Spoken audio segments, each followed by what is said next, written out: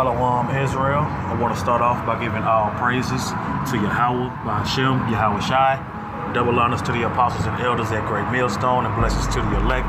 It's the brother Yahawashi from the Great Millstone Dallas camp, with another edition of GMS Lunchbreak.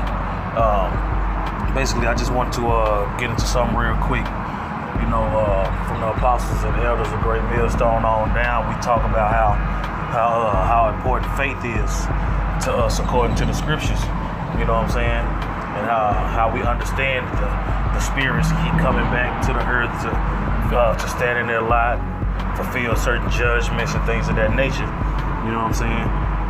And what I want to focus on is how we go into the joint heirs with Yahawashi. You know what I'm saying? And we always focus on the good when it comes to being joint heirs with Yahawashi, when it comes to rulership and being in the kingdom and living a life of righteousness, so on and so forth, you know.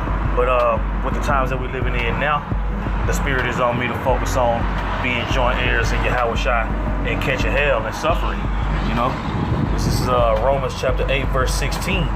It says, "The Spirit itself beareth witness with our spirit that we are the children of the Most High." You know what I'm saying? And the reason why we feel the way we feel about this scripture is because when you go back into the history and you go back into the accounts back in the day, and you see what our forefathers went through, the ones that stood stiffly for the name of Yahweh by Hashem Yahawashi, and how heavily they were persecuted. You know what I'm saying? You had people back then, you had people putting their hands on the prophets, killing the prophets, locking the prophets up, you know what I'm saying, giving them all types of manner of hell to deal with, just for sticking with this truth, so to speak. Verse 17, it says, "And if children, then heirs of the Most High." You know what I'm saying? If you're an heir of the king, that means that you got something coming to you as far as your inheritance. You remember back in Genesis? You remember back in after the Exodus from Egypt, you know what I'm saying? The Lord portioned out all the land for Israel that He had given to them. You know what I'm saying? So your inheritance as an heir is what you're gonna receive from the King in due season.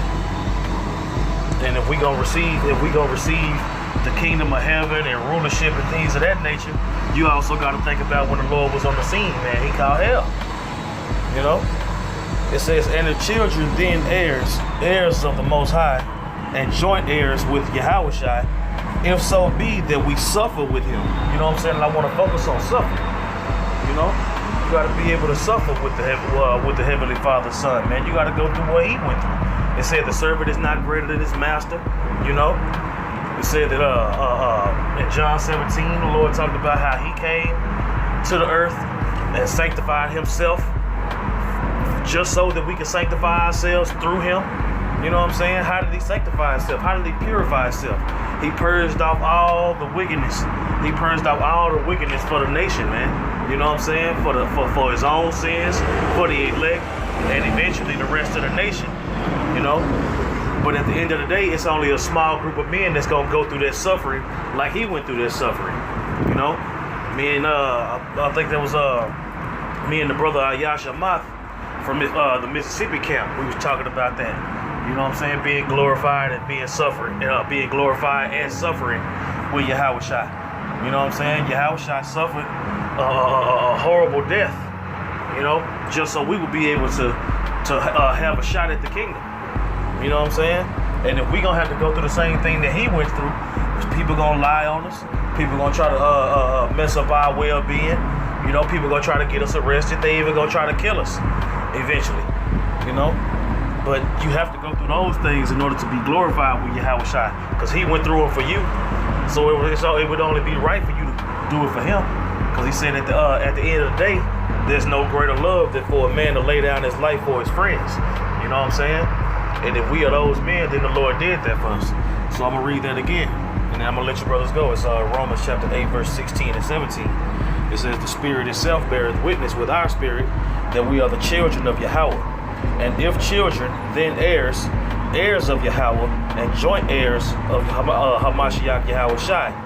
If, keyword being if so be that we suffer with Him, that we may be also glorified together, you know. And that's what you was looking at when you see 2nd Ezra chapter 2 verse 40 on down, when you see Revelation chapter 7 going into how it's gonna be 12,000 men from each tribe. You know what I'm saying? Talks about how the Lord gonna wipe all our tears away, man, and then everything is gonna be back the way he set it up in the beginning, man. You know? And in order for us to accomplish that goal, we're gonna have to suffer this persecution, brothers. You know what I'm saying? They gonna come at us hard, man. They gonna come at us just as equal as we coming hard at them, man. But which side are you on? You're on the right-hand side of the Heavenly Father, which represents righteousness, or on the left side, which represents wickedness. But you know, evil is good has been set against each other in these last days, man. So let's get it. And with that, I want to give all praises to Yahweh, Bahashem, Yahawashi. Double honors to the apostles and elders at Great Millstone, and blessings to the elect. Shalom.